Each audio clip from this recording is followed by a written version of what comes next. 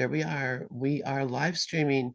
So I'm turning this mic over to you, Sharon, Dove, Karen, uh, whoever else is here for Thankful Thursday. Is Lori here? Yes, Thankful. I'm here. All right, very good. The mic is all yours. And Mickey and Cher are here also. And so we've already had a great discussion before we even went live on YouTube. And yes, when we get that, it's all in the mind, that we don't have to heal the body.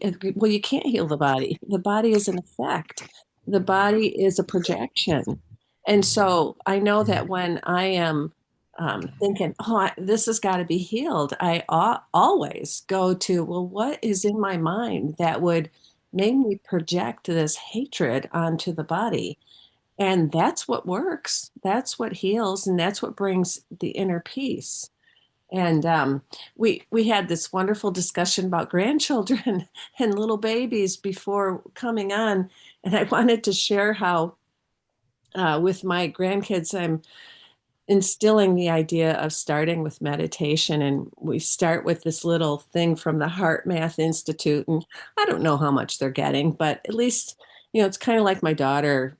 She's 35 now. And I had her read the Daily Word before we had dinner. And she just didn't like to do that. And I took her to Unity Church and she didn't like to go and all that stuff. And she's not a real spiritually oriented person, but she's got the ideas. She knows that we create our reality. She knows that you can choose to be positive. She knows life is eternal. So that when her dad died, she knows he goes on. So she got those things, even though, it's like, I don't want to read this. But anyway, so with the 3-year-olds, I had heard Marianne Williamson saying, start them early before they have this, thing of, I don't want to do it. Well, they kind of sometimes already do it, but like, I don't want to, but I sit down and I just say, okay, well, the one of them will sit on one lap and one leg, and the other one will sit on the other leg. But like yesterday, one of them said, nah, I don't want to. So I just took the one who did and I started out. And then the other one, of course, came over, didn't want to be left out. And there's this little thing where you breathe into your heart. And it's the heart math is all about breathing into the heart and making the heart coherent with the brain. And that brings about peace and also health. And so it says, sunshine is a secret of mine. The way that we start is with our hand on our heart. And one of the little girls, she's very expressive. She goes, with our hand on our heart. And she puts her hand on her heart.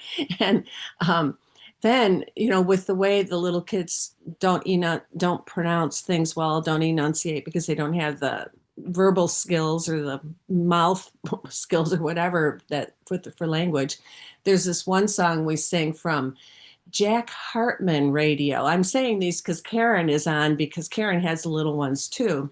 So Jack Hartman radio. Oh man, Jack Hartman songs. I don't know, Karen, do you know those? I mean, because they are, oh, he's wonderful. They are all these positive songs, kids music channel.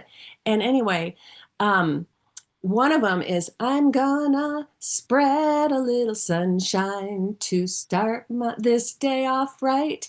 And it's really cool. And they're all just beautiful like that. And um, so, anyway, the one little one, she's so sweet. She goes, I'm gonna spread a little sunshine to start this day off right. And it's just so cute. I just love, I just get so much joy from these little ones. So anyway, we are on lesson 198. Only my condemnation injures me.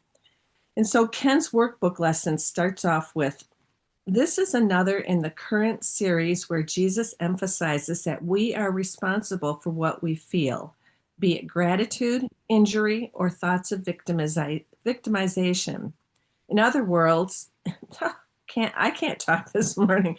In other words, the world in and of itself has no power over us, for our pain and joy come only from the mind's decision.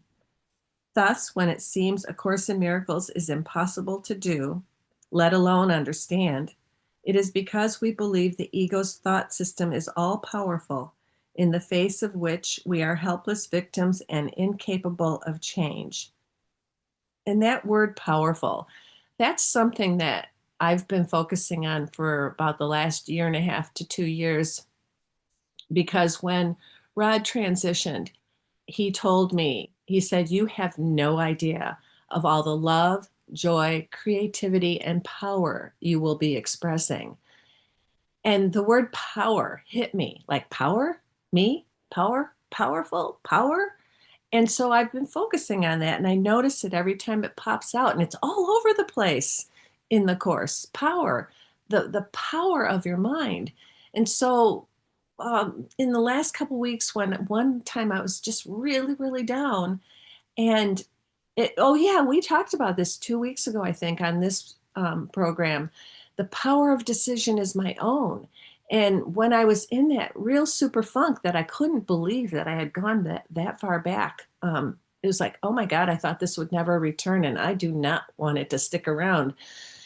Um, Going to that line, the power of decision is my own, and just claiming that. And another one that I go to, it doesn't have the word power, but your grace is given me. I claim it now. So when we claim something as our own, I claim it now. It's like, okay, God, I can't do this, but you can, and you can do it for me. And I'm claiming that. I am claiming that. Um, those are powerful. The power to change our mind, the power to choose. And so even when we're not feeling it, and I think that's really important, I think we've all experienced that, that we may not feel like any better for a while, or we may not feel like we're doing anything. But when we say, I am choosing differently, like in the middle of crap, emotional crap, I often will say, I choose the joy of God instead of pain. And I don't feel it in that moment. I don't feel better. I just going, I am choosing the joy of God instead of pain. And by golly, it happens, it shifts, it turns around. And so we finally get to that place in our journey where we recognize how much power we have. And I was talking with one of my friends about how dark I had been feeling, and wondering if it was just the contrast between the light that I've felt in the last number of years, that this darkness maybe wasn't even as bad as what I used to go through, but the contrast with how much light I've had, or known or expressed or known myself as, it's like, whoa, Nelly. And I remember when I first noticed that from doing A Course in Miracles, that way, way, way, way back, like 30 years ago, when I was going through this custody battle, I would drive to work, and it was a half-hour drive. And I would get to the door of work and realize that the entire drive I had been out loud cursing and yelling and screaming in my car, and then get to work and just put it all aside. And it's like, ew, I can't even yell or curse one line now for 30 seconds or 10 seconds without going up, up, up. No thanks. Don't want that. So I had been saying lately, I want witnesses to health. I want witnesses to the change. And it's like, just even talking right now, it's like, you want a witness to how you've changed, or how, not even that you've changed. It looks like the ego changes. It's more or less, no, I've returned to the self, returned to the capital S self, which is no change at all. But you want a witness to healing? Well, there you have it. That's quite the witness, when you can't tolerate grumbling and awful feelings for more than 30 seconds. And you used to live and swim in that cesspool. So we do have this power, and it does work. And that's what I tell people who say, how long does this take? And I say, I don't really know in time how long it will take, but I can tell you, just keep doing it. Just keep on doing it. And that's something that I feel with the things I'm currently looking at, which are seemingly more difficult than other things. But go back to line one. There is no order of difficulty in miracles. And just keep on knowing what you know, keep on holding to truth. So this next line speaks right to that. Jesus teaches, however, there is indeed hope because the power to make us miserable rests within us, and there is nothing outside that can hurt us in any way. Again, the hopelessness of learning this course comes simply from not accepting Jesus's lessons about the mind. And that's what I tell people that feel hopeless. You don't have to do this. This is not your doing. All the seeming changes that have happened in my life came from surrender. And we know the word surrender is not used in the course, but choice is used all the time, changing your mind. And we can use the word surrender. It's okay. You know, your grace is given me. I claim it now. So just keep doing it and it will work. And Ken goes on to say, this is expressed in different ways throughout this lesson, which focuses almost exclusively on forgiveness, the power of the mind to choose again. Thus, we forgive others for what they have not done, for they have not made us unhappy or brought us pain. And I like how Carolyn Mace talks about healing of the body. She's a medical intuitive, and she says all unhealing in the body is resting on unforgiveness. There's someone or something, and maybe it's yourself, that you have not forgiven, and that is being projected onto the body. And we know that it's the unforgiveness is even just believing in this world. And it's pretty hard not to believe in this world when you have bodily issues. You know, when if your knee is hurting, you're focusing on your knee. And how can you say, well, this knee is not even real? Doggone it, it's, you know, grabbing my whole attention. So I'm going to, before I stop, I'm going to read what's in the chat. And Karen had said, exactly, Dove, to Dove, all healing is in the mind. And Dove said, yes, we know. We don't practice it, which is a defense against the truth. I want to be right, not happy, or else I would be giving my Father who gave me life the glory of his creation. Yeah, and I've been saying that lately. Anytime that I'm even upset about anything, I'll go, oh, sickness is a defense against the truth. I'm upset. I'm defending against the truth. And so it's coming down to these little, even seemingly tiny thoughts of, oops, that's a defense against the truth. Pretty much every thought we have is. And Dove says, if there is pain, there is no God. If God is real, there is no pain. And I love that. That is just one of my favorite lines, you know. So when I read things from other spiritual teachers that talk about, oh, pain's part of the whole deal, suffering's part of the whole deal. You know, we made suffering to teach us. I'm going, I need a bucket. Give me a puke bucket, you know. So it's like, no, I don't agree with that.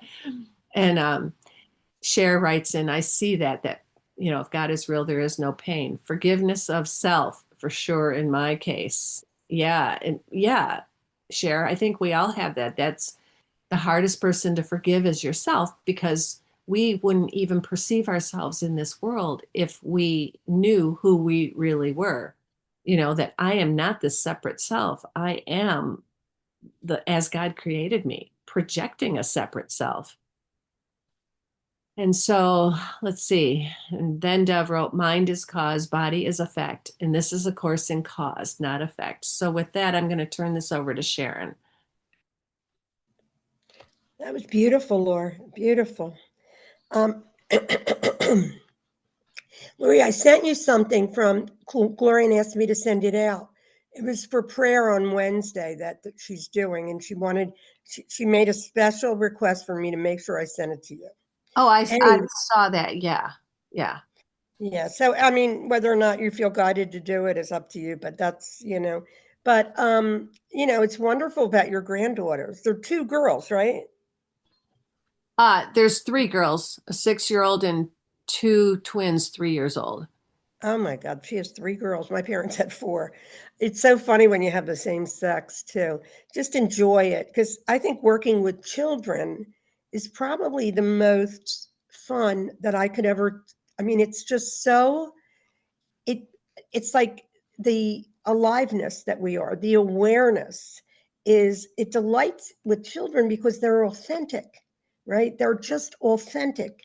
I mean, you know, I think Lisa Natoli was great the other night because she was just very down to earth. And I never really knew her like others. I just took one of her classes with Bill into oneness. And she did talk a lot about her illnesses, but sometimes like she will even get a little political, but she also knows that it's not real, and it isn't. But sometimes our thoughts that we believe are true at times, and because we want every one of our brothers and sisters to be treated fairly, but this world was not made for fairness. This world was an attack on the very thing that we are, and the decision maker part of our mind has to choose which thought system.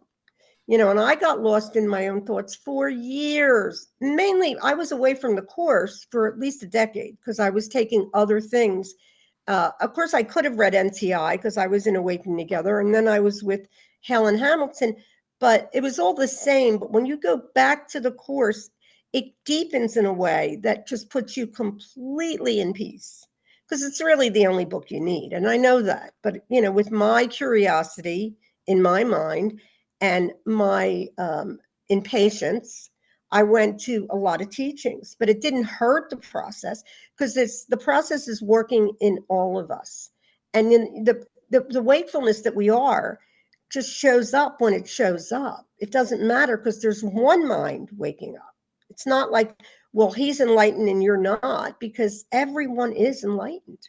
So it's almost like an egoic kind of idea that, we have to get somewhere. We don't have to, but what I find about the course is it certainly mitigates the guilt, because there's a lot of guilt in this mind that we are all dreaming.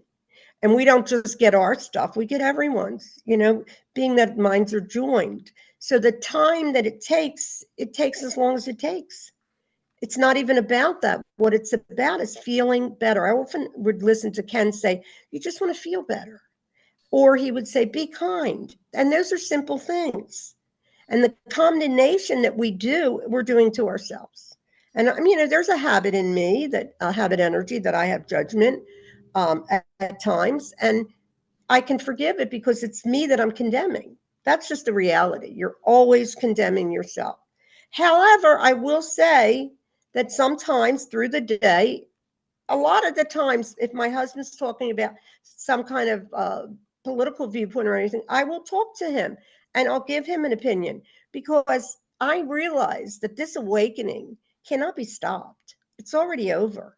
The presence is here. It's alive. Presence is so powerful. It will take the Son of God and it'll take everything that doesn't belong there. Just like Michelangelo, when he would sculpt, he would say, all I did was follow what doesn't belong there. And that's truly what Holy Spirit's doing for all of us. And that's who we are. We're all God.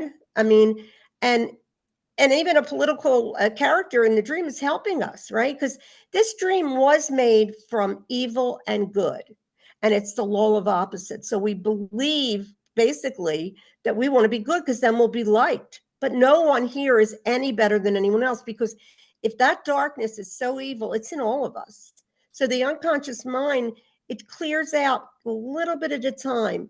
I could not watch my mind years ago because I was like, my mind was so erratic.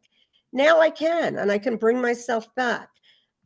But as far as like being in the world, and the body is just a communication device, but it's also something to be respected, because it's what we're living in at this time. You were living in this vessel of time, and it brings us this outside picture of this character that Sharon is playing. And I fell in love with my character as I was getting into the course, because I thought, I was attached. I was in denial of the truth. And the truth is true. That's all that will ever be true. Nothing happened. There's no one to hate. And when we condemn, we are condemning ourselves. If we get mad at a sister or brother, the mind, of the decision maker, if it's picking the ego, is going to be, it's going to be condemning people, because that's all it can do. It's a judgment machine. But I never became fanatical about anything. Not an art. When I went to art school, there were what was considered snobby artists, and there were. I mean, obviously, can I be a snobby artist? I'm sure. But even in the spiritual communities, it's like that. And we all know that, because the ego, until it settles down and becomes more neutral. We need the part of our mind to move us. And the reactions in this mind have stopped unless there's something, that is springing up. And there are things that it brings up, and sometimes it's important to grab it right away, and sometimes you can't. And speaking of physical pain, I don't have like a goal to get the body healed. It's always the mind. But let's just say, as we're aging, because we all are, that we have an illness like Ken Wapnick did. And Lisa Natoli had mentioned that the other night. We don't know what anything's for. I mean, Nisargadatta Maharaj got cancer. And he would say, what does it have to do with me? To actually want to heal the body in such a way, which for this mind, I had, and I think, Lorri, you might remember this, I had a lot of pain. I had fibromyalgia and chronic fatigue in the body. And whatever it was from, it's a little bit, it's more now, it doesn't seem to be coming up very much, but I make it an honest effort to exercise as much as I can, because that's moving the blood around. And I follow spirit, as much as I can. But that's all that's really here. There's no people, there's no, Keith Kavanaugh is absolutely, uncompromising. But you got to be in a place where he also explains it's a process, as Ken does. And the process, when you have physical pain, the mind goes nuts. At least for me, it does. It used to beat the crap out of me. Look at you, you can't even walk, and blah, blah, blah. And it went in remission, is what I think. I don't think it's totally healed, but I don't even know. The mind of the seeker is the ego, really. The seeking mind is always, because, let's face it, Holy Spirit knows there's nothing going on. But at the same time, honoring our sisters and brothers on this planet is important, because some people in this planet got bad parts in the play. They're playing evil people, and that is not easy. But that's the part they played. Whether or not they picked it personally, I don't know. But it's all perfect, because it's just saying none of this ever happened. And that's a hard stretch. That's why I would always say it's a radical teaching. Radical meaning, like, I think a very seasoned course student, and I'll give Dove as an example, who has been doing it for maybe 40, 50 years. And for me, I'm back in the course now, and it's speaking to me on a completely different level. But I mean, there were years that I could not even open a book because I was so concerned about one of my boys. And that's okay too, because Jesus knows we don't want this.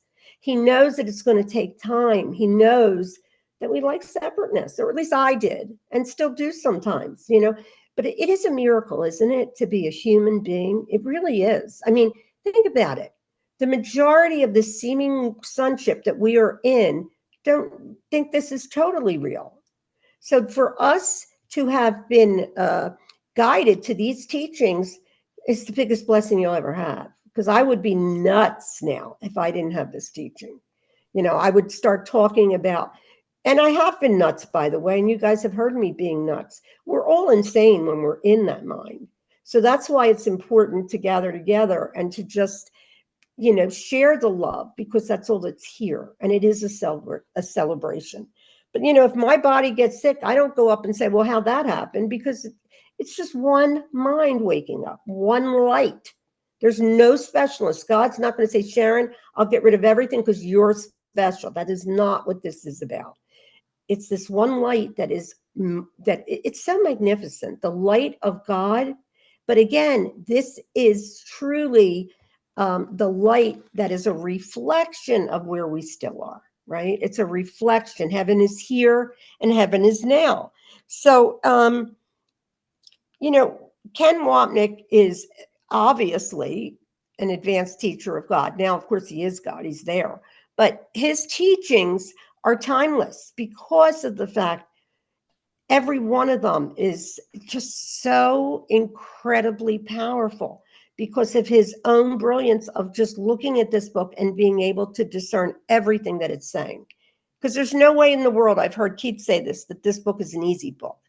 Okay, the process is simple, but it's not necessarily easy because you get so much. You get lessons, you get a textbook, you get the manual, all of it.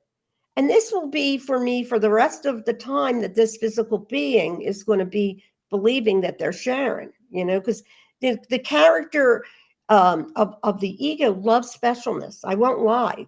I still have specialness come up.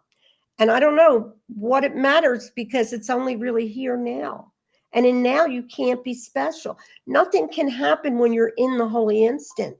That's pretty much what he's saying. So I always say, just give yourself a break when it comes to this, because the commitment to God is not happening through the person. It's happening through the one mind of spirit.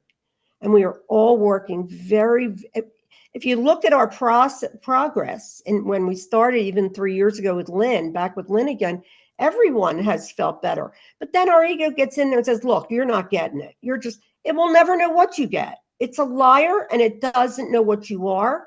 It just knows that it wants to keep you where you are. And the truth is, I sometimes see it as a helper, because when things come up, I realize forgiveness and the mercy of forgiveness and forgiving all our projections is what we're asked to do. But this also happens in the holy instant.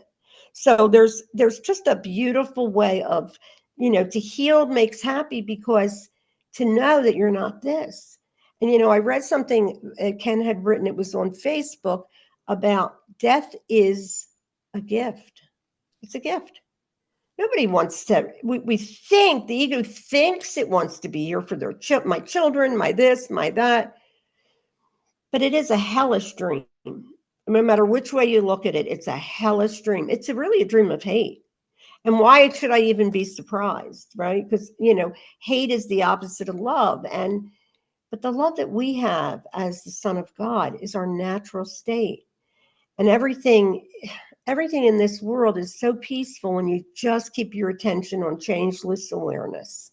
Anyway, I'm done for now. Over to you, Doug. Wow, that was a wonderful sharing, Sharon, really. I have a question. Who is it that said that death is a gift? I missed it.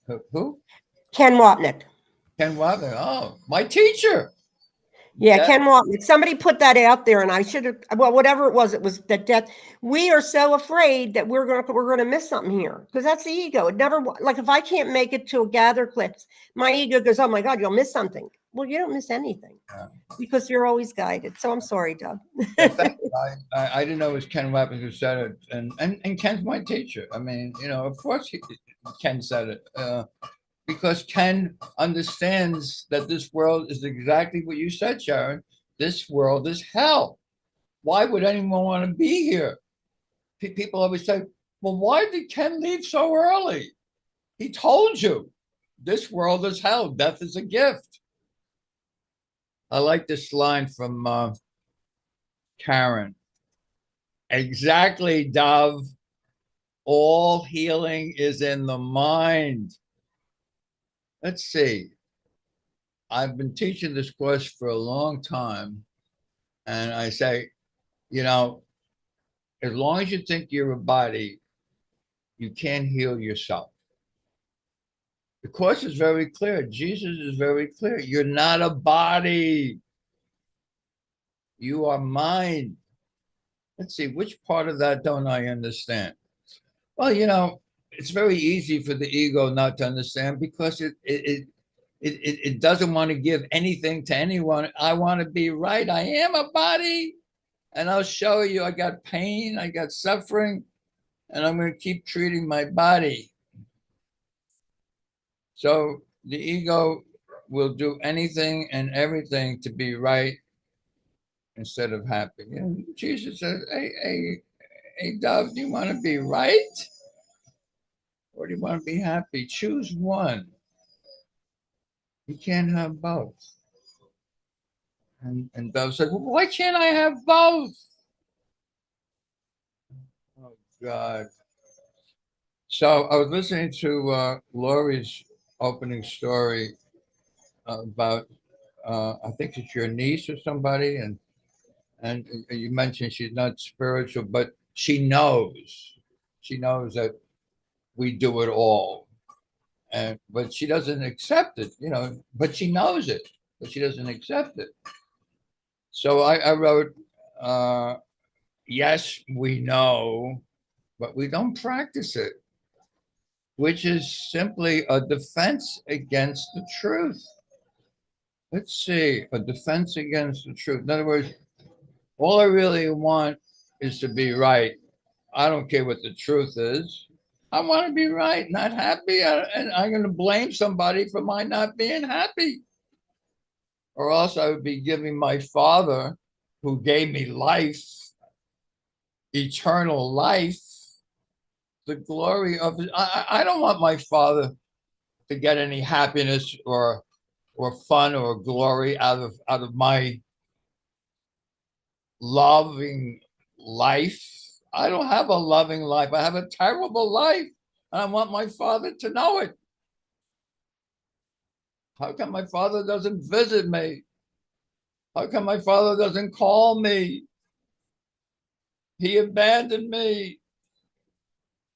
I'm right, he's wrong.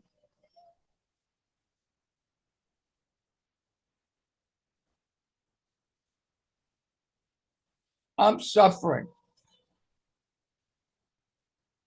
I have all these bad habits. Take drugs. Nothing helps.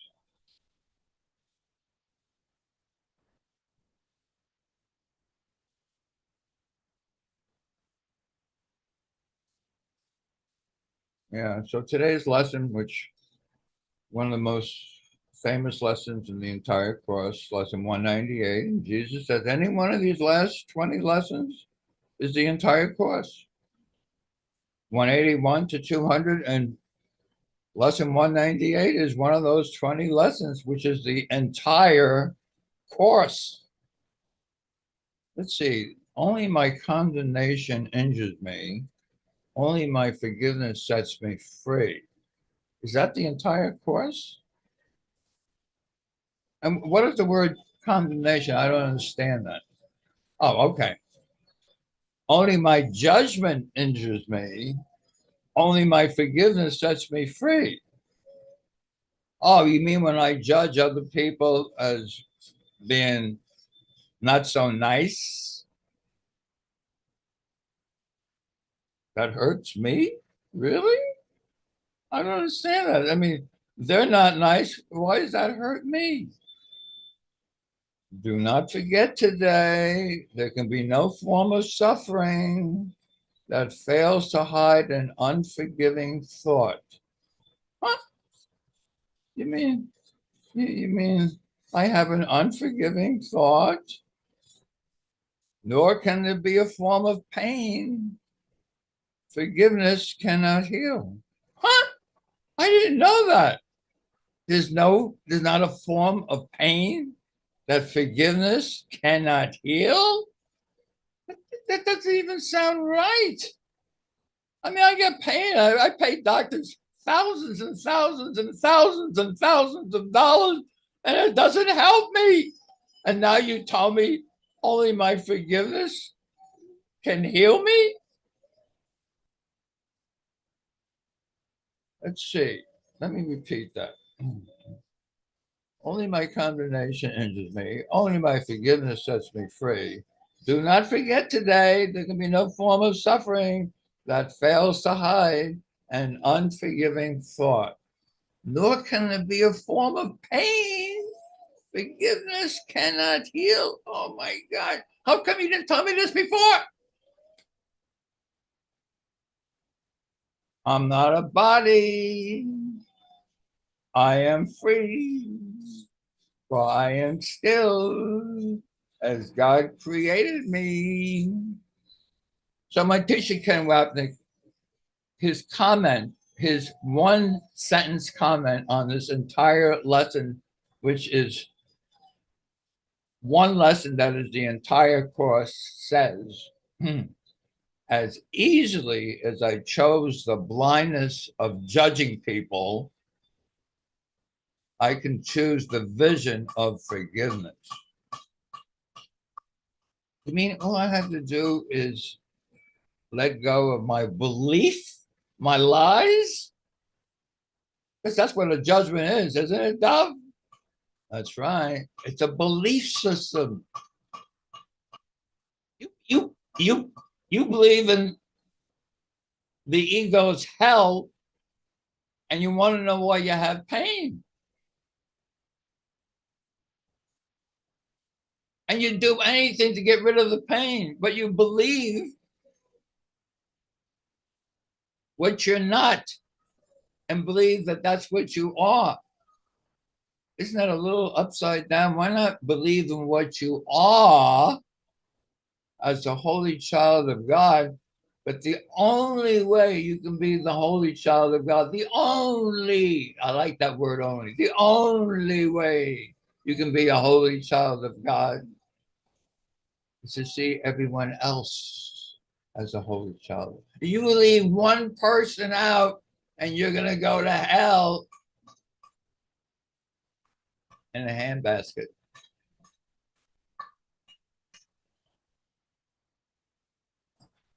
Lynn says, heal me, but not the body. Yeah, healing is healing your mind. It's the only thing that can be healed. You can't heal your body. Your body is just a mirror of what you think you are. But that's not who you are. You are of the mind of God. And nothing in this world can touch the mind of God. Nothing.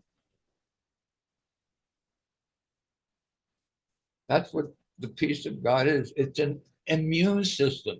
You talk about my immune system is not working well, right? Are you kidding? You have an eternal immune system that works perfectly always in eternity, and say, no, my immune system is a little deteriorated. Really?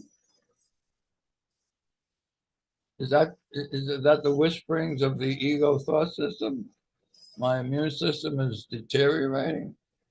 Well, actually, that's true for Dove. You know, yesterday I got a call from Lynn on Wednesday, which everybody knows is Lynn's day off.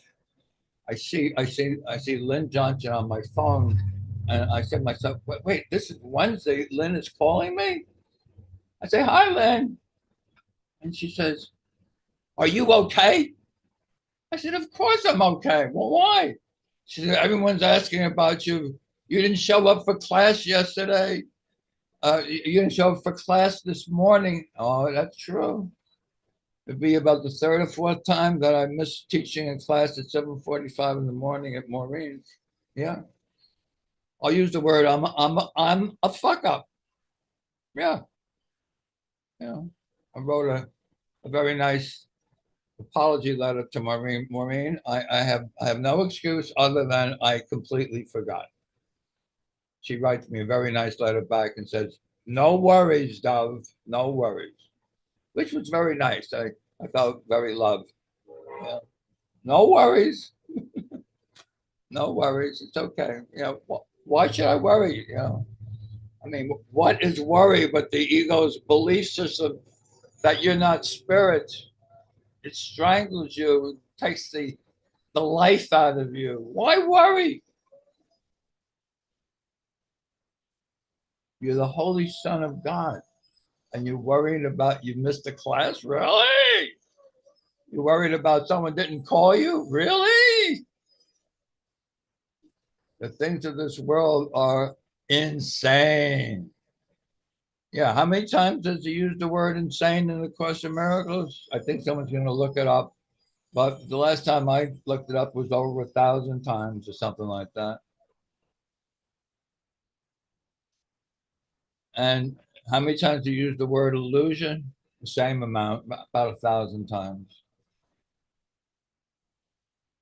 You got to laugh at this crazy place, really. I mean, if you're not laughing, you're taking it seriously. And yeah, Dove takes some things seriously. You know, I do. I mean, I'm a fuck up. You got to laugh. I'm a fuck up. That's it. Karen's had her hand up. Karen, go ahead. Well, if you're a fuck up, I'm a fuck up. We're all fuck ups. When I am healed, I am not healed alone. And that's what I love about this course, and what Sharon was sharing about Ken's teaching. The reason Ken's teaching is timeless is because it's universal. It includes everyone. And like Dove said, if I leave that one person out, then that's that one spot of darkness that will hide the face of Christ. That's that one spot of guilt that the course talks about. And I love this lesson because it really reminds us exactly what Dove was saying, that it's like only my condemnation injures me. When I condemn myself, when I beat myself up over what my body's going through. And I was talking to Mickey yesterday. I've had the last couple of days, it's been tough. It's been really, really very challenging. And the thing is, I know everything Lisa Natoli said, pretty much everything is what Ken Wapnick has taught me. It's exactly what Ken Wapnick has taught me. And I sent Mickey this Ken Wapnick video. It's titled, What is Illness, I think, or something about illness. And he basically helps this woman so perfectly, the way he helps her. He basically, like, she's so, identified with her body and identified with her sickness. And how do I lose my ego? How can I not believe this? This is real.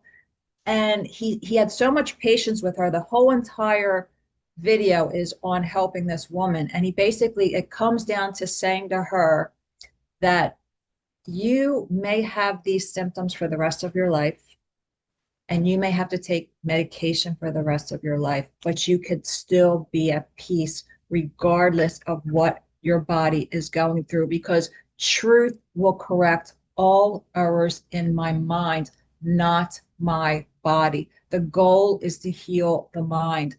And so I could see peace instead of this. I must have decided wrongly because I'm not at peace. But I don't always go there. Sometimes I'm so identified with the body, and I get angry sometimes, and like sometimes I was just talking to Mickey about it, that I have to process that and go through that, sometimes before I can get to that peace. I have to get through the darkness before I can get to the light. It's not always that easy for me just to get to the light, and that's okay. That's okay.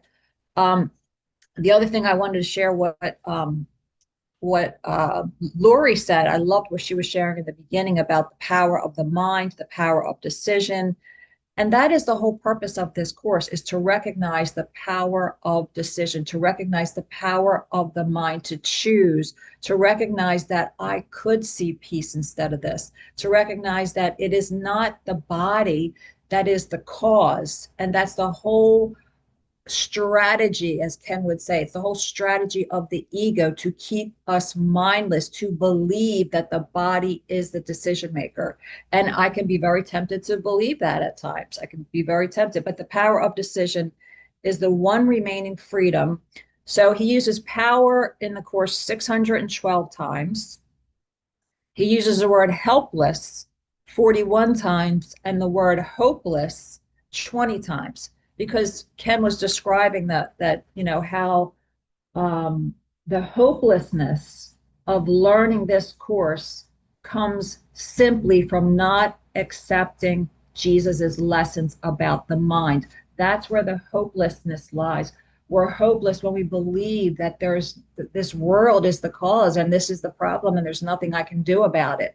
So hopeless, I was very surprised that helpless came up more times than hopeless. And the one thing that always comes to me is he says, deceive yourself no longer that you are helpless in the face of what is done to you. So I think this is being done to me when I am condemning myself, when I am judging myself, when I am believing I am this body, but it's not. It's not the truth.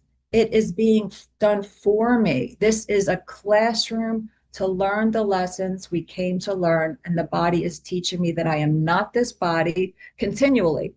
And Robert Schwartz, who wrote the book, Your Soul's Plan, which I know most of you are familiar with, he said that anyone here who has a challenging classroom, and I would say that my body is a very challenging classroom, is very courageous.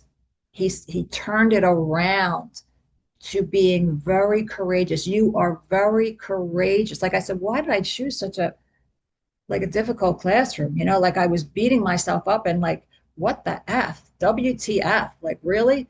And he said, because you're very courageous. You're courageous to come here to learn the lessons you came to learn. And this is the particular way you chose to do it. So I look at Eckhart Tolle. His classroom was very difficult. He wanted to commit suicide. Byron Katie, her classroom was very difficult. I mean, so these people had to learn the lessons they came to learn. So we go through the darkness to get to the light. And that's why this body is the classroom. So I love this lesson. And I think it's very helpful. I think it is really Ken's operational definition of being in one's right mind is to look at the wrong mind without condemnation. Thanks. Thanks, Karen. That was really good. I love that comment about the courageousness of, and that's the way I have felt about you and Lynn in particular, and Sharon actually too. She's overcome so many of her stuff. Yes, Karen, I do remember you having fibromyalgia and chronic fatigue syndrome and a stroke and all that itching that you had recently. And then Karen, as I've said many times, you and Lynn, I'm so impressed at your positive attitude in the face of physical pain, because physical pain is what knocks me down. I mean, I had migraines for many, many years, but fortunately, and I'm grateful that I had medication that helped. So I didn't have to deal with it as much. And when I would try, and I would know that I'm projecting a migraine, and I would try to go in and say, okay, what needs to be healed in my mind, I still couldn't do it. I never got over them. I mean, I did. There were many times where I could feel one coming on and I could see what I was upset about or afraid about, and go into meditation or prayer, and they wouldn't go into a full-fledged migraine. That happened a lot. And a couple times in the middle of a full-fledged one, I got the sense of being loved and cared for by God, and it just pooped like a bubble popped. But for the most part, no, I couldn't even deal with it. So, and Sherry, you're writing on the board, me too, chronic pain now. And so that I'm just impressed with your courage, the classroom. And then I also appreciate, Karen, that you said that power is mentioned 641 times in the course. It's like, wow, I never knew that. That is really cool.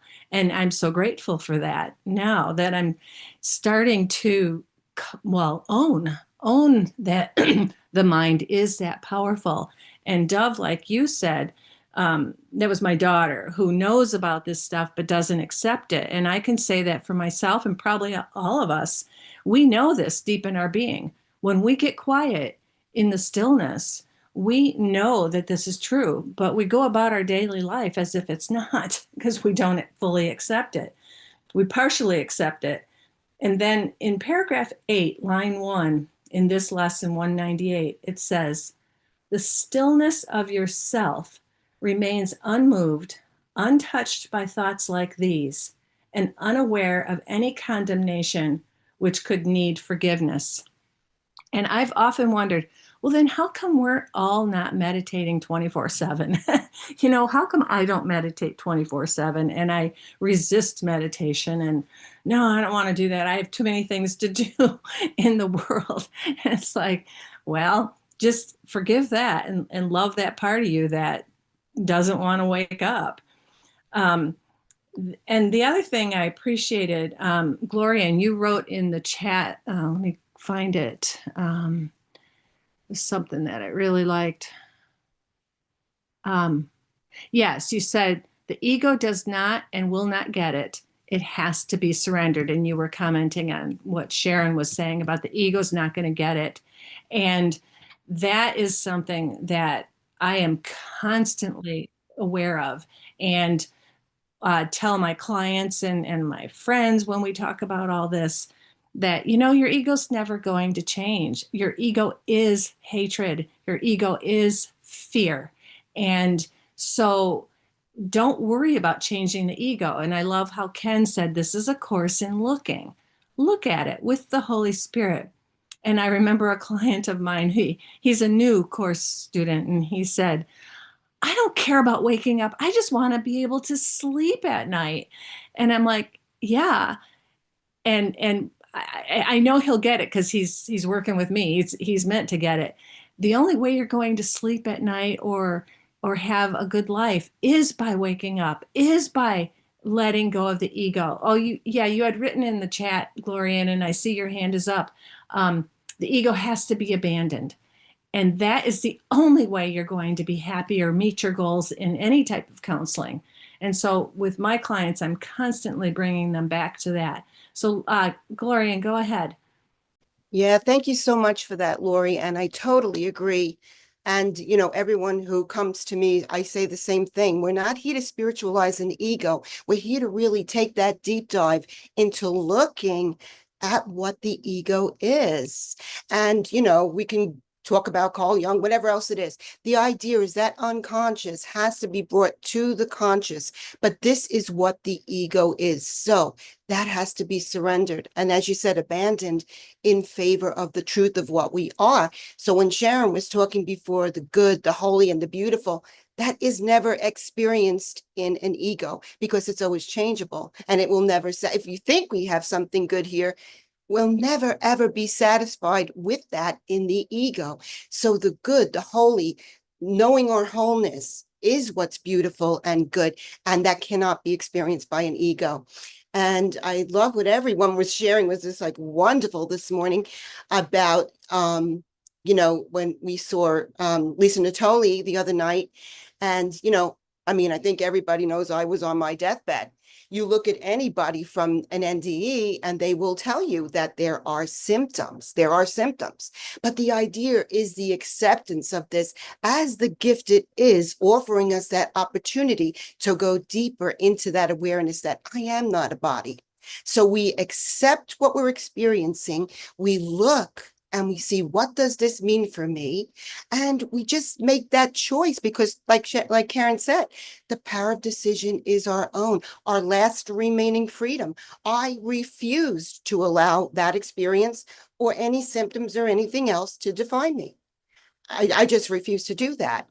And I think if we look at today's lesson, something really popped out at me that I never really saw before. And I think that's the beauty of this course is that it's the living word and we're always meeting our own consciousness. So to me, this lesson on relinquishment of judgment is really what it is. Forgiveness is my willingness to relinquish my judgments, my projections of fear and guilt out there on the world.